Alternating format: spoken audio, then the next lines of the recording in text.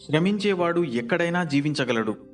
కానీ సోమరిపోతూ బంగారు గనిలో ఉన్న యాచకుడిగానే ఉంటాడు. మనం ఎంత ఎక్కువ కాలం బ్రతికామన్నది కాదు, ఎంత గొప్పగా జీవించామన్నది ముఖ్యం. రాయితో కొడితే అద్దం పగులుతుంది. కటువైన మాటల వల్ల మనసు ముక్కలవుతుంది. అమృతాన్ని పూసినా రెండింటినీ అతికించలేము. ఒకవేళ అతికించినా మునుపటి నాణ్యత ఉండదు. ఏ బంధమైనా అంతే, విలువ తెలుసుకొని కాపాడుకున్నంత వరకే. రాత్రంతా ఆలోచనలతో జీవితం ఎటుపోతుందో అని బాధపడతాం. పగలంతా బాధ్యతలతో ఎటుపోతున్నామో తెలియకుండా పరిగెడతాం. ఎంతో ఎత్తుకు ఎదగాలని ఆలోచిస్తూ కూర్చుంటే లాభం లేదు. లేచి నిలబడు, అన్వేషించు, ఆలోచించు, ఆచరించు.